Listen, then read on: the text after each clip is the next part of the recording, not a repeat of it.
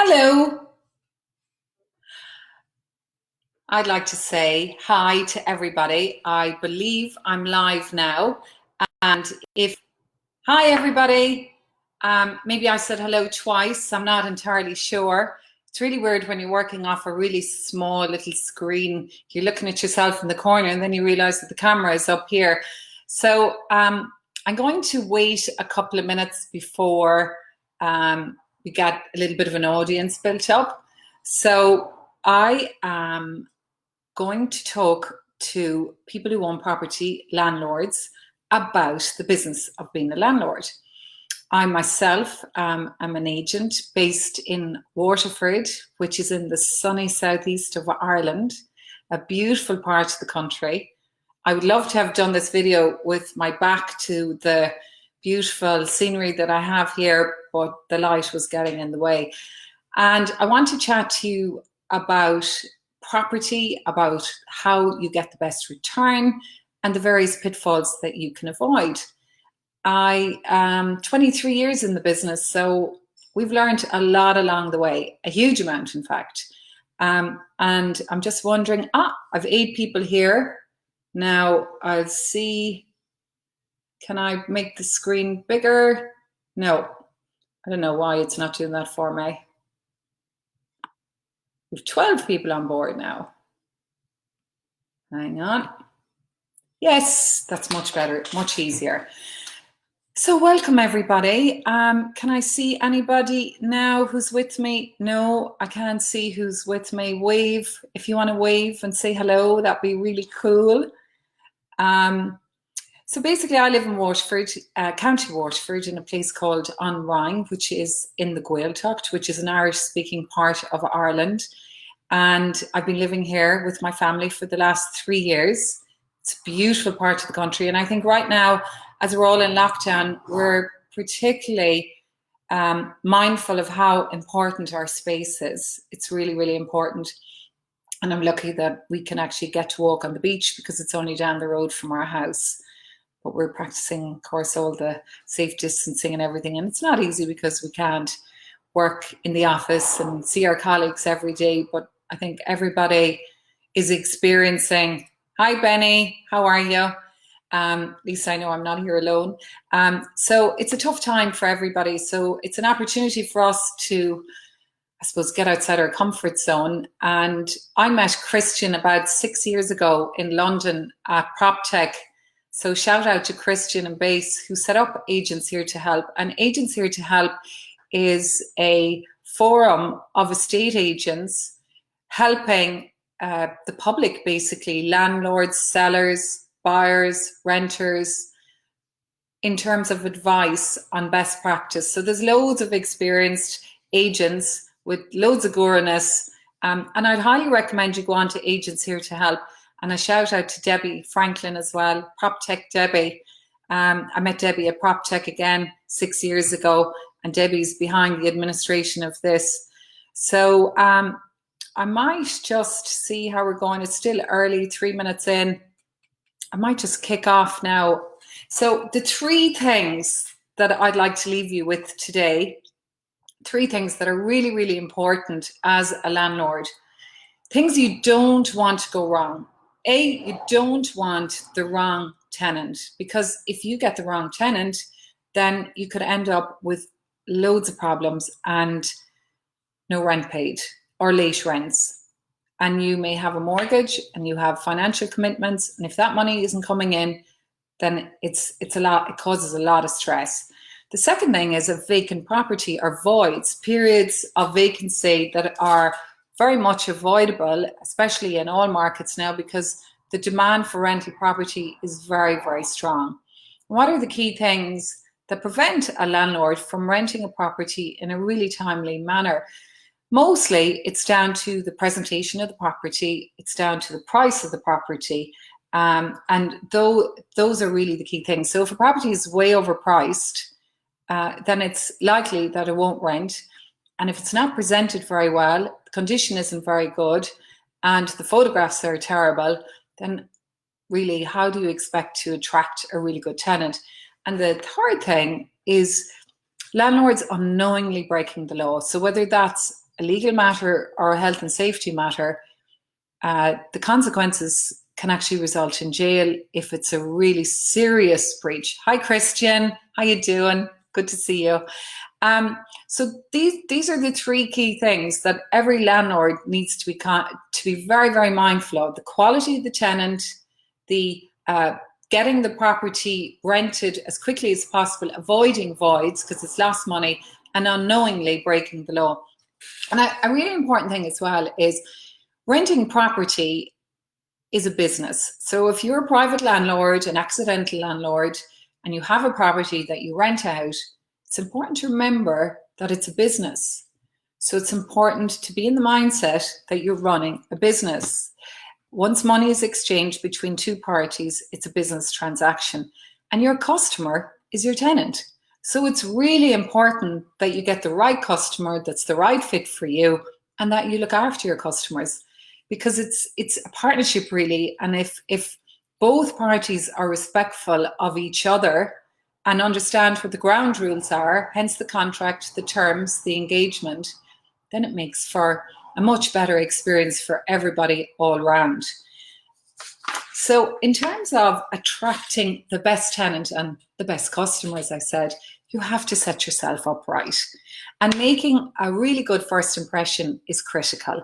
So all us agents talk about curb appeal. Well, that is important. Imagine pulling up to a property, you're thinking of renting it, and the place is covered in weeds. There's weeds growing out of the gutters. The door is dirty. The windows haven't been washed. I wouldn't bother going in if I was looking to rent. And I think that's really important. Also, in terms of profiling tenants, like I rented for years myself, for a very, very long time. And I rented the property based on the photographs that I saw on the advert. So if there was clothes thrown all over the place and, there was weeds busting out of the gutters and the place looked shabby, well, I wouldn't entertain viewing it, not to mind renting it. So that's looking at it from the other person's perspective. In terms of outside, then obviously going inside, you want the property to look lovely. You want it to smell good, because if there's a whiff of it, smell of doggy or smell of bad carpets, you're not going to appeal to a nice tenant. And nice tenants mind properties and pay their rent on time. That's really, really important. That's like getting a really good customer for your product or service. So making that good first impression, we recommend things like laminate floor, easy to clean. Good lighting, natural light goes a long way. But if you don't have great natural light, you can use artificial good lighting and LED lights, like just bounce light everywhere. And they're actually way more efficient long-term and much more environmentally friendly. So in terms then if you're showing the property and it's cold, have the heating on, because it's nice to view a property when it kind of feels cozy, Then in terms of ventilation, you want to make sure it's well ventilated, there's no mold, all that kind of thing, and ask yourself, would I rent it myself? You don't want to have stains on the mattresses and that kind of thing. Mattress protectors go a long way. So in terms of the right price, there is no point in having property advertised at $1,300 when the going rate is $1,100, because tenants are smart. Also, the person who pays the highest rent isn't always going to be the best candidate. Now, in Ireland, there is such thing as a rent pressure zone, and a large part of Ireland falls within the rent pressure zone, but there's pockets that don't. So if you don't know if your property is in the rent pressure zone in Ireland, you just click into, you Google rent pressure zone calculator, you enter the property address, postcode, and it will tell you, you just have to populate that and put in what the last rent was, and then it will tell you what the new rent can be. So there's no variations. It tells you what you're allowed to increase by. And so that's the case in terms of setting the price. Photos, I spoke about that. You have to have nice photos. I'm actually shocked at the amount of photographs for lettings and for sales properties where the quality of the photos are very poor. You've got stuff thrown all over the place. There was one property I looked at online And I thought, my God, it looks like robbers got in there and they hijacked the place, So that's not a good impression. You ask yourself, well, what kind of a person would want to rent a property like that? I think straight away you're setting yourself up for failure. So don't underestimate how important it is to put the lure on the rod if you want to catch the best fish. In terms of choosing a tenant, you actually only get one chance, So if you pick the tenant and you really rush it, it's just not a good thing to do. So you need to get plenty of reference checks, phone up the referees, have a chat, ask all the right questions, and don't be afraid to go onto social media. Google the person, put them into Facebook, check them out. You'd be surprised what scary stuff people post, and straight away you think, oh, this isn't good. And do the pictures on the Facebook correlate with the person that you actually met? Because sometimes other people are fronting for baddies. That's what we call them anyway. So never underestimate your gut as well. It's there for a reason. So if you do the reference checks and the right answers, you feel you've got the right answers, and there's something there telling you, this just doesn't add up. There's something about that person. They wouldn't look at me, no eye contact. They're a bit shifty. I didn't like the partner. I thought they were a bit aggressive. Well, then I wouldn't rent them. Simple as. If you feel, then because you'd be starting off on the wrong foot. So before the tenancy, it's all the normal stuff you expect, your month's rent and your month's deposit. You've done your reference checking and you're very happy with your tenant. You need to prepare an inventory. You need to take photographs so you have a clear documentation and history of how the house looked before the person moved in. So if the house is cleaned, it should be professionally cleaned. Sometimes this is a bit of an issue with landlords who've cleaned it themselves. They feel it's clean.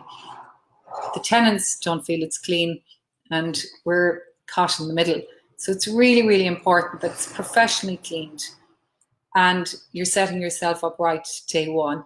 And the walls, you don't want to have the walls all scuffed and marked and everything like that, because what way are the tenants going to leave it when they go? In terms, obviously, you need a legally binding contract. You don't rent anybody unless you have a contract. In Ireland, once a tenant is in place, one day after 6 months, they're entitled to stay there for over 6 years. If you want to check any legislation in terms of renting in Ireland, the RTB is a fantastic resource. Pretty much everything is in there in terms of prototype letters and communication and all that kind of thing. Don't sign a lease with a prospective tenant if the property is currently occupied. Wait until the person moves out, because you could be in sticky water. If the tenant in there is delayed for any reason, there may be financial recourse for you to compensate the prospective tenant. In terms of utilities, it's vital that utilities are transferred into the tenant's name. It's important you take a meter reading. It's important that you check that up and you follow that through, because it could be a really costly affair if you discover a year in, 2 years in, that it's not in their name and they leave without paying. If the tenant wants to change utility providers, they're perfectly within the rights to do so. In terms of during the tenancy, so we'll assume that you've found a fabulous tenant, you're really happy with them, they've got great references, you've presented the house really well, they're very happy. It's really important you continue to do your property inspections, regardless, very, very important. And then you have a record and everybody's happy. And look, most of the inspections we do, they work out really well. But I did do an inspection one time where the tenant was sitting under the table and the ceiling looked like it was about to collapse, and there had been a leak and the tenant had failed to report it. So obviously we got onto it straight away, but these things can happen if you're not inspecting the properties. And now at the moment we're in our homes more, there's more condensation in the properties, and there's a possible chance of a buildup of mold. So you want to be checking in with your tenants on that, and you want to make sure when you do your inspections that the tenants are ventilating the properties and that they're opening windows and all that kind of thing. There's a really good video on Agents Here to Help that Carla did, and it's absolutely brilliant, and it covers checkouts and what you need to look for. And I'd recommend tenants and landlords alike to watch it. I found it really, really helpful. In terms of accessing the property as a landlord, you are entitled to reasonable land access, but you have to get the permission of the tenant. And in terms of the relationship, it's really, really important that, there's a mutual respect and regard for both parties. So the landlord for the tenant and the tenant for the landlord. So if the landlord, you as the landlord, scheduled to call to the property at 3 o'clock and you think, sure, I'll go at 12, that's not really fair.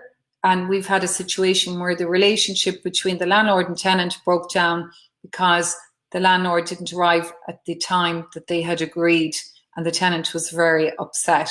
So sometimes we forget that, the tenants are in a property, it is their home.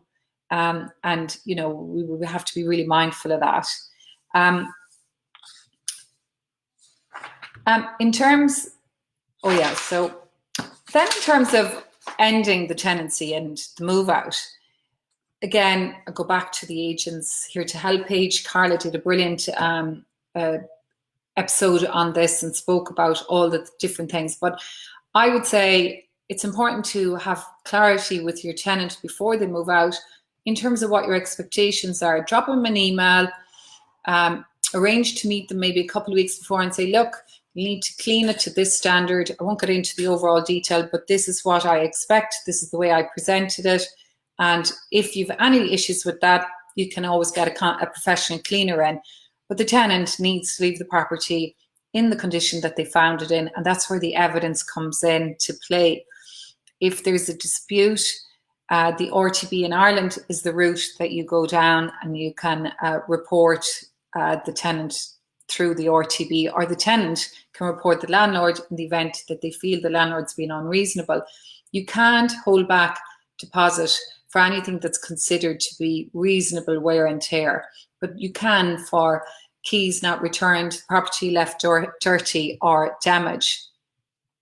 We had a situation in a property where we were doing an inspection and took the photos, send the inspection report to the landlord. We use an inspection app, which is great. Inventory base, it's called, works a treat. But when we sent the report to the owner, there was a different cooker in place. The tenant had actually moved the cooker that was there into the garage, hadn't asked permission, and put in their own one. They actually hadn't got it connected up correctly. So that was a risk, but only for the inspections, would have all been in potentially a lot of hot water there. So a landlord can't claim for reasonable wear and tear. If you are holding back money, make sure to keep receipts and document it. So in the event of the dispute, that you can produce these receipts. If you decide that you want to regain the property back and give the tenants notice in Ireland, I'm not sure what the legislation is in the UK, you have to be selling the property or wanting to move back in yourself or an immediate family member. And for that, you will need an affidavit from your solicitor to state that that is the case, because there was issues where landlords, particularly in Dublin, where there were higher rents, were giving notice on the pretense that they had a family member moving in. And that's not fair, because the tenant has rented, it is their home. If you are doing it, then there are prototypes on the RTB, and your solicitor, or if you have an agent, can help you with that. Obviously, if your tenant decides to leave, then you need to insist on the correct notice. Now, at the moment, I think everybody's trying to be as fair as possible, because it's extraordinary times. And as I say that, I hope everybody here watching is well and safe. And we had a situation where a lady needed to break her lease. She's working in Dublin, and she's working from home, and she's decided that, you know what, I don't need to pay the rent that I'm paying in Dublin. I can move to Waterford, where my parents live. I'm going to cut my rental bill by 50%. I won't have to commute 3 hours a day, because then I think this is what's going to happen. People are browned off commuting, and we've all had a really good chance to evaluate our lives and figure out, well, what space I want to be in, and do I want this life? Is this the best life I can live? So her landlord was due to give notice. She was obliged legally to give him notice, and her notice would have meant that she would have to stay there until mid-July. And we gave her some advice and said, look, explain to your landlord, and look, there's a big rental demand and hopefully they'll re-rent it and just try. And in fairness, her landlord was fabulous. They met in the middle. She's leaving at the end of May, and it's a win-win for everybody. So I would say where you can work with people, always try. Like sometimes there's no need to stick somebody to the exact contract time if you can get it rented in a timely fashion and everybody wins and it's a happier outcome. Now, the third, so I spoke about the tenants, the importance of the tenancy and voids. So those are the key top 2 points there. So as a landlord, you want to get the right tenant. You want to avoid voids, long periods of time empty, presenting the house, and the price is critical. Now, the next thing is to unknowingly break the law.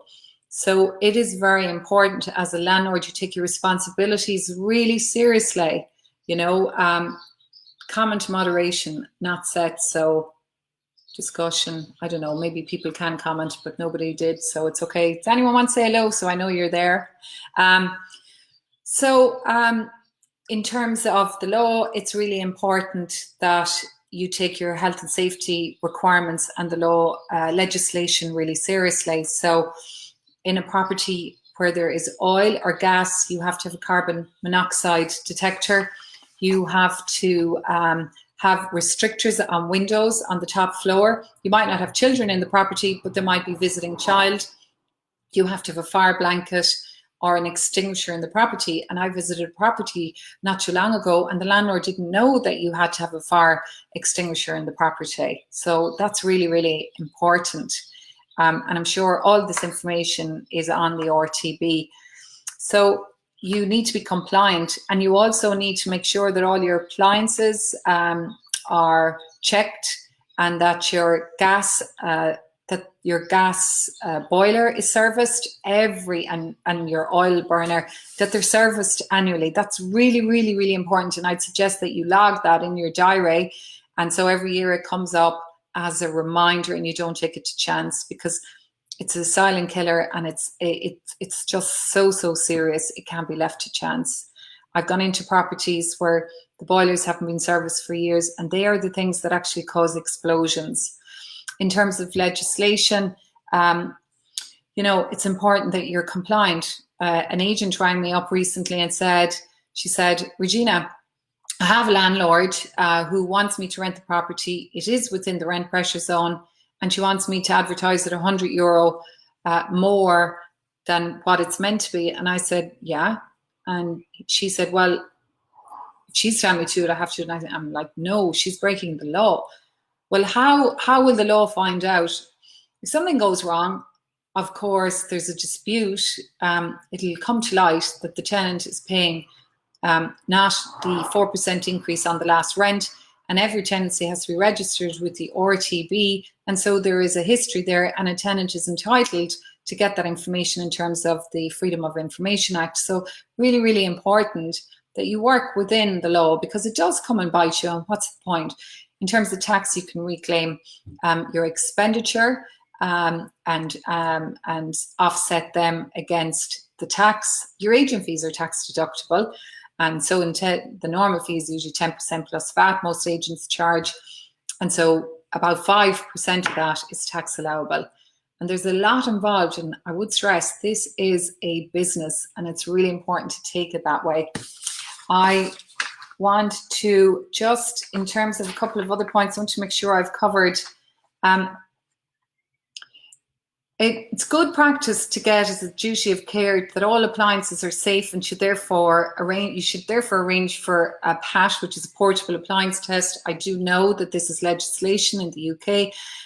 It isn't necessary law here, but it's good practice. You don't want to have an appliance in a property and for it to be hazardous. It's good practice to have a building energy certificate. That's your energy rating, a BER. It isn't enforced. It is for sale properties, but it is good practice.